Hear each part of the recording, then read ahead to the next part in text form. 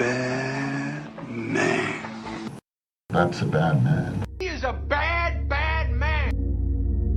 You're a bad man. You're a very bad man. But in the end, you have saved face because you have recognized officially who the baddest man happens to be. Now you go ahead and use Can I get an amen? Welcome to the 4th edition of the Bad Man Podcast. We've got a special today. We're just doing a mailbag. And we have two guests, Michael. Oh, how's it going, guys? And Andrew. Hey. All right, so first question comes from Dom Alejandro, and he's asking, are people overreacting to Paul George only going for 2 points versus the Bobcats? And if so, on a scale of 1 to 10, how badly are people overreacting to it? So what do you guys have to say? I mean, I'll say pretty, I'll stay straight up. It's an overreaction, and it's going to be, and that's usually just how it goes. Mm-hmm. I mean, you have to firstly consider he's 23, and he's learning. He's kind of just come out as a scorer in this past year or so, and he's had some huge games. He's had some monster games, but he's also had some games where he struggled. So I mean, it's like, it's going to happen, and it's not like he's on a team like Miami where you can plug in a guy and he's in this amazingly smooth offense where Michael Beasley can go in there and play well. So I think there's a lot of context you have to take into account. But I mean, yeah, it's tempting to just it's a rough night. So he's gonna get some flack. It's understandable. Mm-hmm. Yeah, I don't have you go. Okay. All right. I think people would be overreacting if they're really going to be harping on the 2 points, because that happens, and it doesn't happen often. And you'll see these long streaks that players will go on, double digits games, and it's impressive. 2 point outings do happen. That's not indicative of who he is as a player, but he's not as great offensively as he appeared to be at the beginning of the season when people were crowning him a top 3, top 4 player. I heard some whispers of him being better than Durant, which who said that? There were those whispers. I saw a number of people, mostly anti-OKC guys, but it was ridiculous at the time, but still. I'm sure it was when he was streaking earlier in the year when he was shooting 60% and stuff. I think that was probably, and that's when it's okay, sure, if he plays like that all year, he might be better. But it's not gonna happen. I mean, I don't remember that happening. But that would have been ridiculous. Mm-hmm. I mean, it is 2 points, 0 for 9, or I think it was. It was or whatever it was. It was a pretty shockingly bad game from a player of his caliber. It was 0 for 9, right? He went 0 for 9. I think so. 0 for 9, 2 free throws. Yeah, 2 points and 5 turnovers. It's that happens, but not players like him, really. Not to the guys he's compared against. So I understand why people are shocked by it. I think people are definitely overreacting. Hard to attach a number to it, but I think what it is people who were his detractors early on, but who just didn't have the ammo to really make good arguments and are just coming out of the woodwork now. Yeah, they're jumping on. It's convenient, he has a bad game. Pacers have been trending down lately. It's the right time for them to do it. So I don't think there's a huge wave of anti-George stuff going on now. So they're overreacting, but that's just going to happen, and it is what it is. It was a bad game, so you understand it. And the funniest thing that's come from all this is a lot of people saying, they're saying, oh, it's the Bobcats too. It's the Bobcats, as in they think they're a bad team. People are how can you not score against the Bobcats? A lot of people don't realize that the Bobcats are a really good defensive team, which is kind of the funny thing. It doesn't help that they've let up those 2 huge games this year. Right. So, that's kind of 61 points the game before. So people were expecting a little more. With the name Bobcats, people think they're worse than they are, but they're a solid team. And defense, anyway. Yeah. Yeah, I mean, it's I don't know. Can we find like, I'm not going to look right now, but you could just imagine like did LeBron have a game like that at all when he was 23? I mean, I don't know. I don't know. I don't know. Maybe not that bad, but I don't know if he never didn't have a field goal. I mean, yeah. I'm not gonna. I mean, but still, Don't quote me on that though. I don't think anyone would compare Paul George. I mean, because if we're going to talk Paul George being like a super duper star like Durant or LeBron are right now, I don't think that anyone who was sane or not like the biggest Pacers homer on the planet would try to say that. Mm-hmm. But I mean, he is a top tier player. It's just like he's not on the level of Durant and LeBron right now. Yeah. One thing I want to say is that, and to come from the other side, is that he does need to work on getting easy baskets. I think he settles a little too much on that offense, and on the LeBron note, and obviously there's a lot of separation between LeBron and George, but the one thing is that LeBron he's going to drive to the basket a lot, and he's going to get easy baskets by doing that. George probably doesn't do that as much as he should. I mean, he's got the physical advantage. He could get in there, and especially with Hibbert setting screens for him. And so he utilized a lot on threes. Yeah, he's got to work in the shot selection, but he's not an elite offensive player yet. But not yet. Overall, I still consider him an elite player. I think that the reason people are overreacting the way that they are is because he looked like an elite offensive player at the beginning of the year, and he's arguably the top defensive wing in the league, and so when you have those kind of expectations built, which were great. I mean, because people were talking like he was a superstar last year, which he clearly wasn't, and I think everyone recognized that was that one series really. He came up big in the playoffs, and Pacers kind of surprised a lot of people. So that's where that was coming from. I mean, it wasn't like it was like during the season people were saying that. Maybe somebody was. Yeah, I mean, do you remember early last year the Pacers weren't really, they weren't considered that great of a team.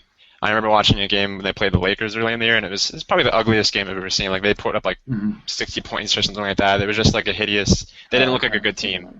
So I mean, they've come a long way. George has come a long way at the same time, but they're not. They're obviously maybe not at the point where they can just coast. And George, I mean, he's got a great team around him, and like those pieces fit really well.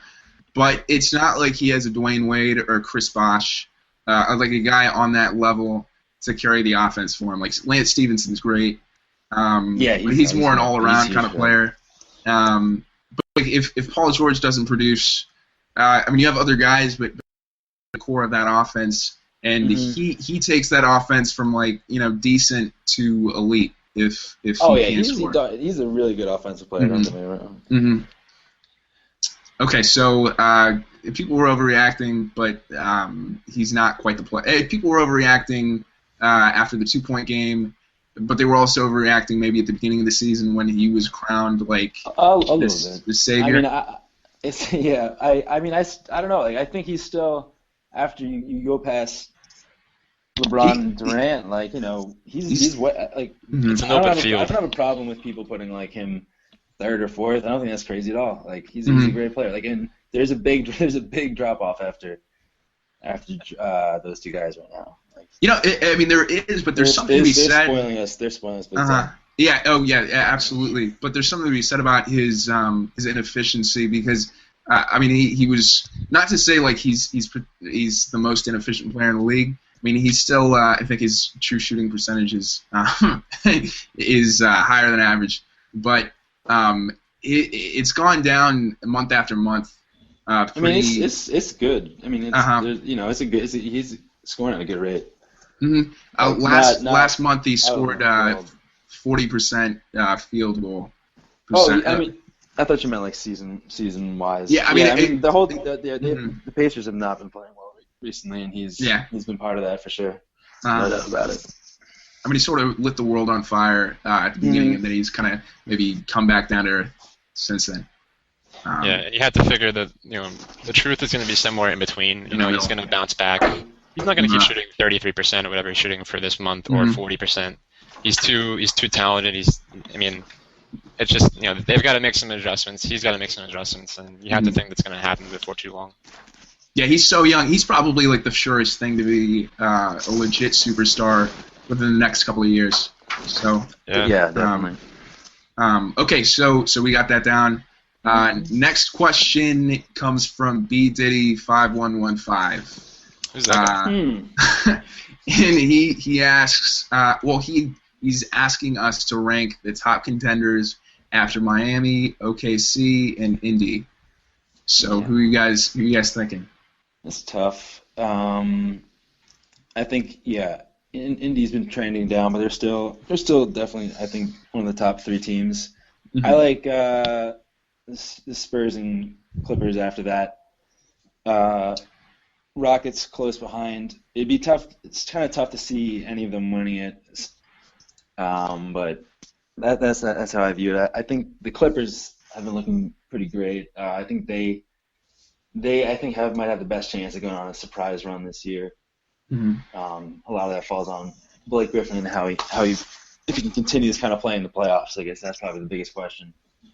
Yeah, I feel like after that top 3, after Indy, Miami, and OKC, I feel like I need to put the Spurs next to. I mean, you just kind of have to after last season and how they're. They've earned that. but the problem with that, they've faced some injuries. But they haven't played so well against top competition, and they're kind of always there. And I don't want to be the guy who writes off the Spurs because that person's almost always wrong. But they haven't impressed me that much this season. They've come on lately. They've come on consistency. Just recently. I mean, obviously that Miami game was. You could kind of say it was a little bit of a statement game. So, they're a team that they can probably turn it on in a way that most teams can't. So you're going to think that if they can do it, they're going to do it soon. And that's how I looked at that Miami game. Although one thing though, even though you give them all that credit for after last year's playoffs, you also have to consider all the playoffs they had before that. I mean, it's been a long time since they've been to the finals prior to last year. They had a lot of disappointing outs, and so it's almost in big picture. It's almost hard to give these guys too much credit because they had some rough ones. Enough to win it. I don't think they really are. It could happen if other teams aren't playing their best, but if everyone I think plays the way they should, I don't see the Spurs doing it. But they're kind of a forgettable team this year. A lot of people are overlooking them, but I think there's some reasons. Do you guys think that maybe it's like people said it early on in the year that they needed Kawhi to kind of grow? I mean, do you think if that happens now, if he kind of emerges now that he's back from injury, could that be the next kind of could that give them the boost that they need to? I don't think so really. I mean, I always thought he was getting a little bit overrated after last year's finals. He's gonna be really serviceable and he's gonna bring a lot, but he's not a guy who I think would tip the scales from good team to championship winner. And it's sort of hard to talk about that since we do take out Miami, Oklahoma City, and Indy, which are kind of realistically the only teams with a shot at it. But you look at the Clippers, and I'm always sort of tentative just because they've broken my heart so many times. But Blake has expanded his game so much this year, and he has had problems in the playoffs. But I'm not sure that'll continue. He's a lot more refined this season and has better touch. If you look at the way he's grown, it seems like a lot of the issues he had in the playoffs before should be kind of addressed with the way he's grown. I've been really impressed by him. Really impressed by him this year. Yeah, I mean he has a claim to be the best power forward in the league right now.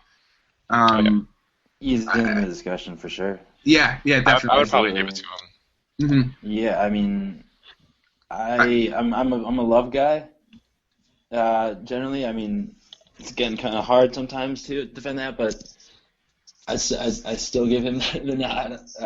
If Blake can continue playing like this long term, that might change my mind. Love is definitely a much worse defender. Blake's not like a great defender by any means, but Love, he gets embarrassed sometimes. One of the most tough for me to watch. One of the most impressive performances that I've seen from him this year, though, was when he was matched up against LeBron when they played the Heat, and he really he really kind of gave it. Like, I mean, he defended him about as well as anybody could. So you sort of look at the makeup of our team of the Clippers, and there's no one who's really defending the wings. Like Matt Barnes has a reputation for that, but he's been pretty terrible. Jared Dudley's been pretty awful all over. But if Doc Rivers could consistently, if we do match up against Oklahoma City, if Blake could match up against Kevin Durant and play him as well as he played LeBron for a 7-game series, I think that we have a shot at it. Yeah, that'd be an interesting matchup. I mean, when I kind of pictured physically Griffin on LeBron, it seems like that's a good physical matchup in terms of their size. Durant's a little different, though. I mean, Durant's got that extra height, which maybe could be tougher. Yeah, he could shoot right over Blake, maybe. I mean, I don't know. I'm sure that I wouldn't be surprised if they tried it, but as far as how it would work in practice, I mean, it'd be I don't see be a different matchup. Blake being able to stick with Durant's ability to quickly shoot off the dribble the way he does with his height. I think that's a different story. For LeBron, it's more worrying about keeping away from the basket and driving in. I mean, Durant obviously can kill you there too, but he's got that ridiculous shot and great release. I don't know how well Blake would be able to guard him. If that's what you're asking. The thing about him is that he's so strong and he's so athletic and he is pretty quick. I think that he could bother him if he played him physically enough. Yeah. That'd be Durant's, tough, for a game-long assignment. Maybe at points he could be a guy to give him some trouble for sure. Yeah, I could see Doc kind out a of lot though. I think. Right, I think I could see Doc throwing him out. Plays an offense, Yeah. He uses a lot of energy. It'd be good to throw a different look at Durant. He'd probably in that matchup. He'd probably have Barnes on him for the most part, but they could try Blake, and that I could see that maybe throwing him off a little bit. But long term, that's tough. But then again, you always say no one can guard Durant, so it's like Blake could probably do as good as anybody. Well, in Barnes, he's always had a reputation as kind of a gritty defender, and he hasn't brought that in the regular season. But he's a veteran, and so maybe he'll turn it on in the playoffs. I don't know. How old is Barnes now? I have no idea. It's got to be 31 or something. Yeah, I was thinking. The number I had at the top of my head was 32. Yeah, I'm not gonna guess, but he's a good veteran. He's one of those guys. I think he's one of those guys that can come in and make some plays in the playoffs. He's a tough guy. So. No talk of I hate Houston. Matt Barnes, I'm not gonna lie. I just want to get that in there. Yeah, I like Houston. For sure, I like Houston. I think they still have that sort of upside to their team that a lot of teams have other teams are starting to reach their ceiling a little bit, like the Clippers, and you kind of see some more potential out of Houston. Like if they click to another level, they're going to be pretty scary team to go up against. And obviously, that's a matter of health above all. They've got to stay healthy and get those guys playing together. But I think they're a team that they have a great offense, and they have at times their defense looks really good, and that's usually what it takes to be a legitimate contender. So yeah, I think they match up pretty well with most teams. It's just they're going to be there. I try to stay unbiased about Houston as I'm a fan. Sometimes I think I'm going to go too far with that, but the problem I have with them is I really can't see them beating OKC at all. Yeah, that's a tough one. If someone else takes them out first, they have a shot, but Durant and Westbrook, they don't have an answer for that, unless Beverly, I guess, takes out Westbrook again. He's a pesky defender, but that's a tough one. Who do you guys think? Who do you guys think matchups best with OKC? Who do you think can take them out? I'm thinking maybe the Spurs, because they have the guy to defend Durant if there is one, and they have. I mean, they have that consistency going for them, and they have the experience. And if they do come alive, and if they do play up to what they've shown, and I think they've matched up for the past couple of playoffs. I wouldn't be surprised if the Spurs took them out. Yeah. Yeah, I agree with that. Although they did, what was it, 2 seasons ago? I think the Thunder came back from down 2-0 or something like that. Mm-hmm. But I think that was. I want to say the Spurs had some. That was one of the many years where they've been not 100% in that series, which is why you saw a different team last season. Yeah, I mean it's hard. I mean because they are getting older, and it's a lot of it's about their coach Popovich. But they have some great players, some all-time great players, and I mean it's not gonna happen every year. I do think. I mean, obviously, like OKC is pretty far ahead of the pack right now as far as who should be favored for the finals. But if anyone is going to test them, I would say probably, and this is more individual. Like I don't know how the Spurs would match up against Memphis, maybe, but if the Spurs and the Thunder matched up, I'd take the Thunder maybe 70% of the time, and the Spurs the other 30. Yeah, I mean, I don't even know if yeah, that sounds about right. They're both more than probably any other team in the West. Both those teams are teams that are really good on both sides of the ball. The Thunder are actually a very good defensive team. If anything, their offense looks a little bumpy at times, which is kind of a problem. But the Spurs are a really good defensive team. They're a great offensive team. They just kind of have the whole, they're not as athletic. That's kind of the problem against a team like that. They just obviously there's Kawhi, but beyond that, they don't have the physicality that OKC has. Yeah, I mean they still can beat teams just with their great ball movement. Like, I mean, part of it is me just you just don't want to discount the Spurs. They have like that aura about them, but they're definitely a good team that can. I'd be surprised if they go back to the finals this year, though. I actually want to mention one team we probably weren't gonna think of immediately, but actually, after those teams, the next contender, Memphis, I would say actually Golden State, because here's the thing with Golden State is they have one thing that is a good foundation for contending, which is their defense. They're actually they're a really good defensive team. The trouble is their offense has been really shaky outside of Curry. But you have to think, like, they have the talent to become a good offensive team. If they it's not even a matter of just getting super high. They just got to kind of, get a little momentum going into the playoffs, and they could be a really tough team. So I think I wouldn't be shocked if they, at least, I don't know if they're going to go all the way, but I could see them upsetting someone. I mean, they have the talent, for sure. I mean, Steph Curry is one of the top players in the league. And then Klay Thompson, he started the year off really strong. He sort of come back a little bit. But I mean, he started the year with some crazy efficiency, some crazy numbers. He's been okay lately. He's actually had some decent games. I think people kind of came down on him hard after. I think expectations got a little bit high for him. And that was kind of part of the problem. I mean, but he played up to those expectations, to what people were expecting of him at the beginning of the season. And that's kind of what we saw with Paul George a little bit. Right. Klay Thompson, if he comes alive, because they have the personnel to do it, it's just a matter of getting there. And I'm not sure that Mark Jackson is the coach to do it. That's the problem. That's honestly, I think that's everything that's all. It's all on Mark Jackson. Like you have to think it's a team with a lot of offensive talent. It's not a good offensive team. Who's that going to be on? It's the coach. Right. I mean, that's pretty much what it comes down to.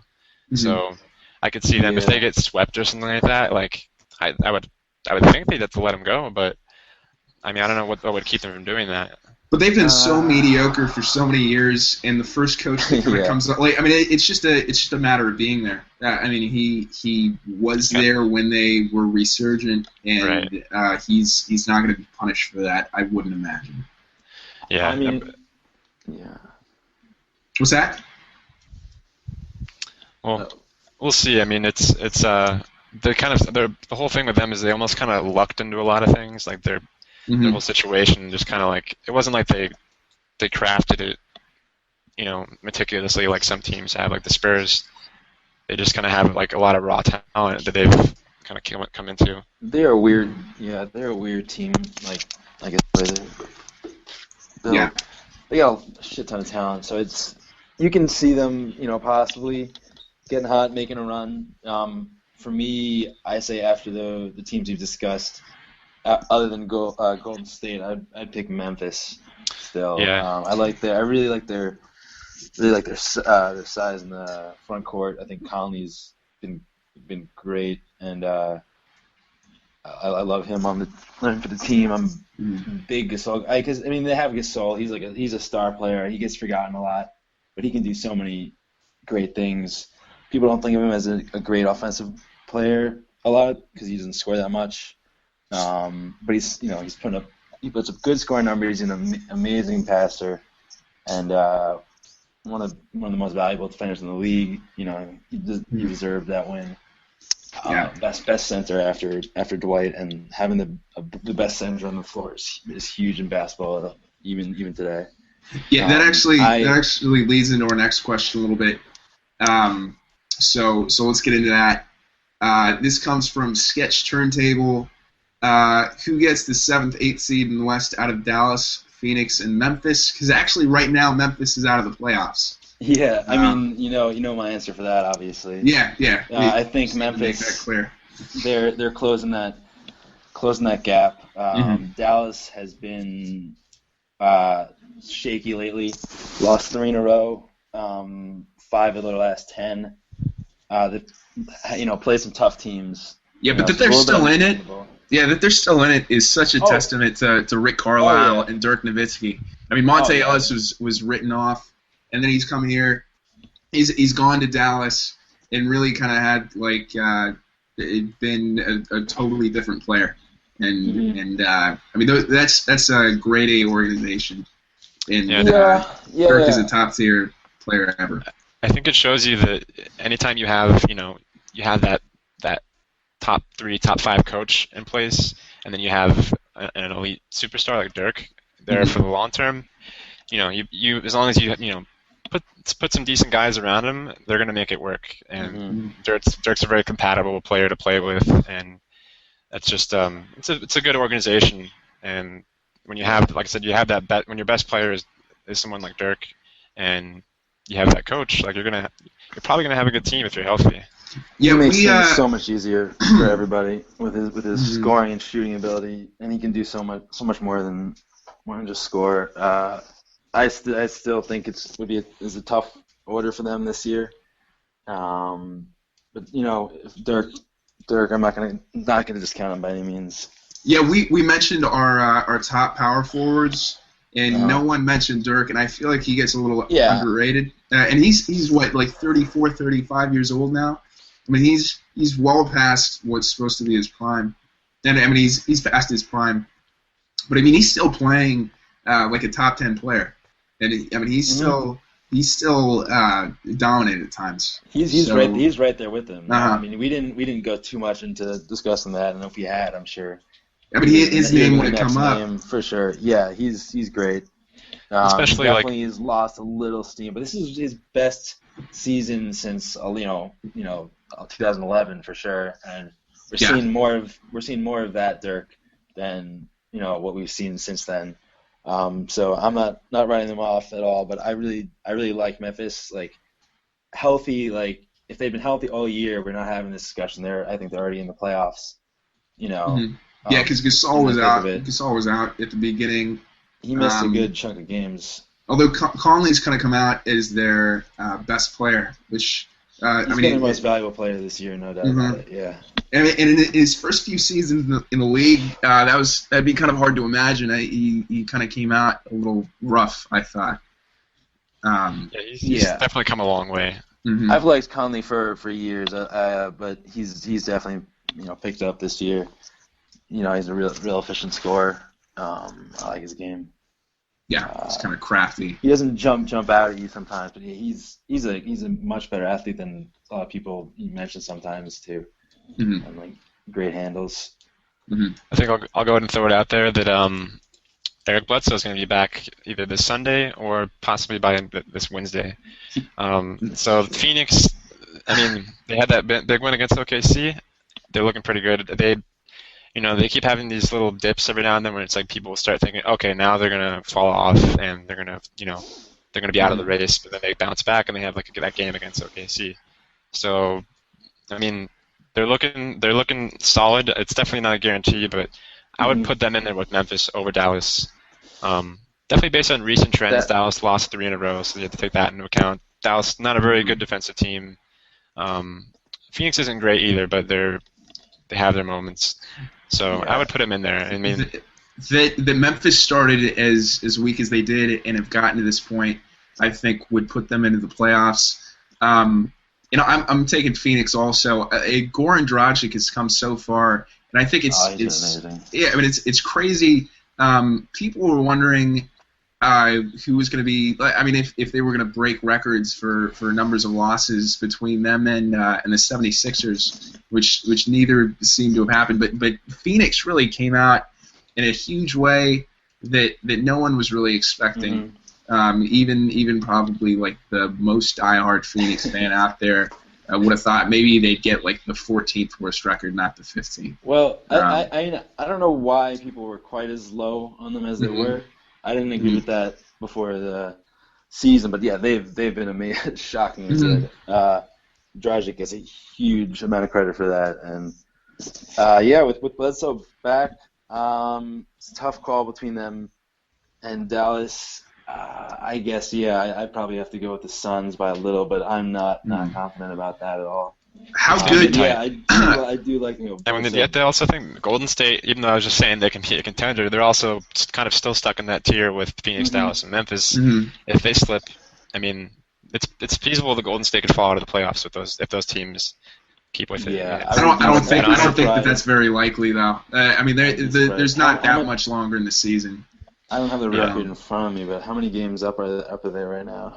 They're a game and a half on the Suns. So I mean, they've had some rough stretches where they lose some games. Yeah, they look bad at times for sure. So if the timing isn't right for them, crazier things have happened. I wouldn't expect it at all, but it's definitely within a pretty reasonable realm of possibility. Yeah, I would be surprised, but it'd be kind of crazy. Yeah. It could happen. I wanted to touch on this a little bit earlier. How good do you guys think Goran Dragic could be? I mean, because he's playing incredibly. Like, do you think that he'll continue this, and do you think he could be like a top 10 player? I think you're seeing it honestly right now. You're seeing him at his best. I think because if you think about the conditions the Suns are in, like they need him to do this. Like they're only playing as well as they are because of how well he's playing. And I think if he could play any better, he would be. I mean, it's like the perfect environment for him, and it's giving him all the room he needs to play to the best of his ability. I mean, I could be wrong, but I think, unfortunately, I think as good as he is, this is probably, more or less where he's gonna peak. I completely agree. I mean, he's not a young guy at all. Like, I mean, he's only recently, become a starter. With the Rockets part time, but he's been amazing. I can't imagine him getting better than this. If he can, and even keeping this up would be difficult. He's not going to have this much usage, and they're not going to need him to score as much in the future. That obviously doesn't make him a worse player by any means, but I don't know. Top 10 seems like a stretch for him. There are a lot of good players in the league, and so no, I don't see him ever being considered a top 10 player. But he's playing great, and if he can keep that up, maybe I change my mind. Yeah, that's I the thing. hate that the Rockets let him go. He's gonna keep it up, I guess. Like, if he keeps doing this into next year, I mean, that's gonna change everyone's perception of him because he still has a lot of people. A lot of people don't even know who he is still, to be honest. I mean, he's not exactly a household name. There's not the name recognition with that, yeah. Right. I mean, maybe if the Suns go in the playoffs and they, pull off get a good series, or maybe even pull off an upset, people might start to recognize him. But until then, I mean, he's still got something to prove, I guess. Yeah. So you guys would say Phoenix and Memphis, and so this is kind of consensus. All of us are putting Dallas out. Yeah, That's I'm not what Dallas on the about outside that, looking in. Okay. But yeah, I would. It is tight though. I mean, it's and the Suns, they're a young team. Dallas is more experienced, so maybe that could come into play. But Something happens when you start to rule Dirk Nowitzki out, though. Right, he's one of those players. Yeah. Yeah, I would like to see that. I mean, I love Dirk. I mean, I think everyone loves I hated Dirk. him for a while as a Rockets fan, but At this point, I couldn't hold yeah. up. I've forgiven him for everything he's done to us in the past. You have to savor him. He's so He's not fun going to to be watch. around too much longer. Yeah. So I could deal with another magical run by the Mavs for sure. Yeah. And he's going to be 36 in a few months, by the way. So he's amazing. That's pretty impressive. All right. So last question here. This is a little bit more personal. Do you find it harder to discuss basketball with people in real life after the evolution of more sophisticated statistics? Are you more self-conscious because you know that what you're saying may not be true, and these days there might be an easy way to confirm that possible inaccuracy by Mr. MVP 91? Speaking for myself, I'd say no. Mainly because I am one of those people who is really always looking into those stats. So I like to think I have a pretty good handle on those. So I'm not so much worried as people fact checking me, because I'll usually fact check myself. Yeah, you're that guy fact checking other people. Yeah, I don't want to get embarrassed, So they really help me out. They kind of prevent me from saying dumb things, I guess. And I like them as they're a tool. That's what they are. Like, you don't have to rely on them, but they're available to you to even if you're someone who fully believes eye test is everything, you still miss things. You want to be able to look at these numbers, and maybe you find something and you're like, why is it like then you look to the games and actually like see if that confirms it, or you find out why. People's eyes are just like they're unreliable. You're only going to remember certain things. You remember, like, if you expect like a player, if you think a player is a great player, you're going to remember the good things about him. If you're hating on someone, you're going to be looking for the bad. So right. I'm always worried about that. So I love what like these numbers can bring.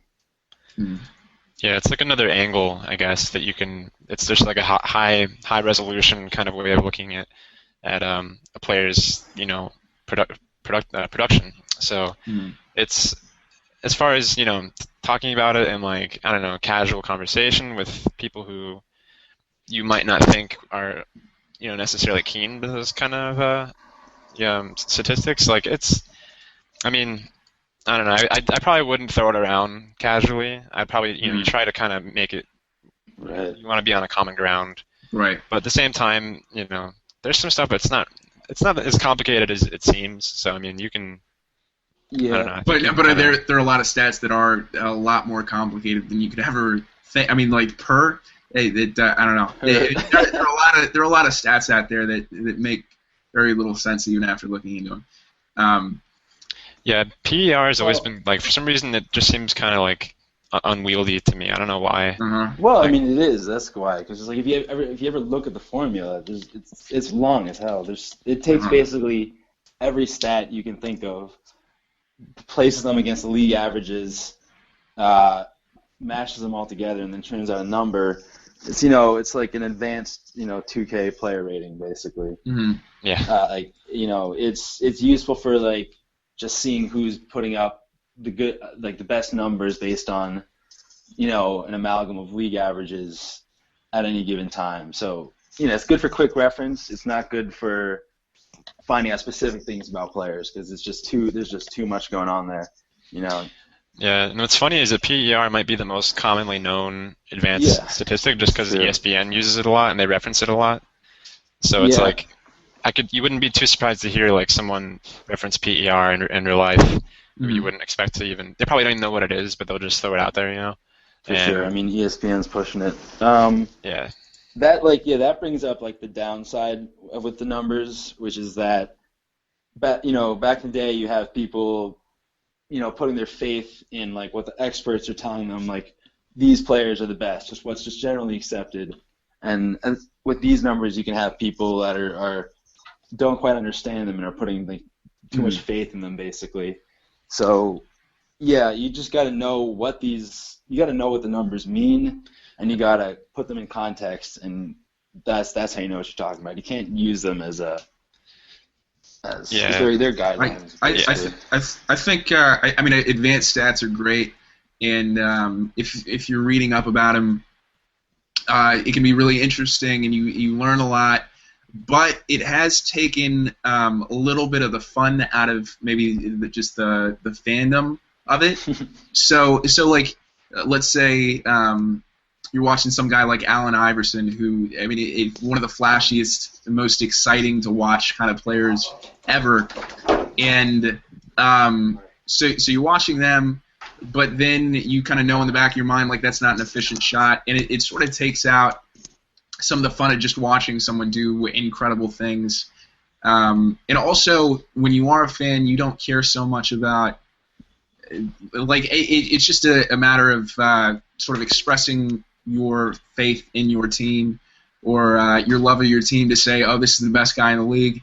Mm-hmm. And then when somebody has a more objective way of saying, no, he's not here, this is what I have, it does take a little bit of the personal element. Advanced stats are great, but that they've become more prevalent, I'm not sure that it makes things more fun always. I don't know. I mean, maybe I just am nerdy and like stats. That could be part of it.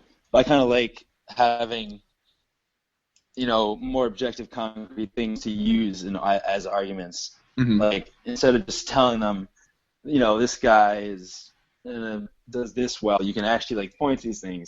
I mean, that's not just advanced stats. That's stats in general. And I don't know. It doesn't really. For me, it's not really taking the fun out of it. Mm-hmm. I guess I can see how it would for some people, though. I kind of see what you were saying with as far as the enjoyment goes. Like, for me, like it's similar for me. It's not a big thing, but at the same time, you kind of get jealous of people who can just like, not ever look at that stuff and just kind of go pure, like, not even eye test, but it's just like, it's almost like they're just, they go off hype. Mm-hmm. And so it's just like, it's like an ignorance is bliss sort of thing. It's like, so, right. I mean, sometimes I wish I could just like do that, but And there's really been kind of like a revolution in the league, where some of the old kind of thinking coaches have been left behind, like Lionel Hollins. He brought the Grizzlies to their best record ever, and he was kind of left behind because he was an old school coach with an old school kind of mindset. I mean, that's what it sounds like is one of the contributing factors to him having been fired, is that he wasn't so into that kind of stuff. And whoever the Washington coach, I'm blanking on a name, but he's sort of the same way, and you see that around the league. I'm thinking maybe there's going to be less space for older players to come in and coach teams. They're going to be going more to like Frank Vogel kind of guys who are more into that stuff, or Brad Stevens. Anytime you have a coach who's not willing to embrace new things or change with and use the best tools that are available to him, that's a problem. You don't want a guy who's just gonna be stubborn and cling to old principles. You see that it's really bad in the NFL with coaches who just defy blatant probability things and will just stick with old they go off their gut held beliefs just because it's not even just about going with the gut. It's just that they don't want to do something and be criticized. They'd rather not take a risk that more often than not will help you, and people can't criticize them for that, rather than do something that seems a little risky, and if it goes wrong, they're like, then they have to deal with people being like, oh, why'd you do this? Mm-hmm. You should have done what tradition tells you to do. You see a little bit less maybe in the NBA, but I'm not going to cry over coaches who get left behind for not wanting wanting to change. Yeah, I mean, it's just, I mean, and you see some guys that are kind of like hybrids of that. Like, I feel like, I don't know, like Jeff Hornacek's kind of like a weird coach because it's like he's not really like part of like the vanguard of old coaches, but he's also not, because I mean he's a new coach, but he's also not, he's not exactly part of the the young hip analytics crowd either. So Right. I mean, it's like at the end of the day, it kind of makes you think like it's, good coaching kind of comes down to some. It's really like probably more than there's intangibles to it. I think that we can't really quantify or qualify. That like no matter how much it's like no matter how much analytics you have, it's still not necessarily going to amount to anything. And yeah, I mean, right. I mean, you just want a coach who just is willing to use what's available to him. It comes down to coaching ability, and that coaching ability and knowledge of the game, style, your system. That's not determined by your stats. I mean, looking at stats so much, but you just want him to use what's available. Really, I think that's what it's all about. Right. And like for us fans, I know speaking for myself, I can't watch enough games to really form these opinions that I can rely on sometimes. Like, I don't even see every Rockets game. I'm not catching like more than a handful of certain teams' games. So like, how am I? And even when I'm watching those games, you're not focused on every single player, every play that's going down, and my memory's kind of shitty. So that's helped me out a lot. Yeah, it's like there's kind of a divide between people who are willing to go like kind of really put their opinions out there, even if they don't have enough to really go off of, and then people who are more reserved in terms of, they need to know a lot before they're comfortable, making a claim. And I think that's where like advanced stats kind of, they give the people, if you do your homework, you can learn a lot.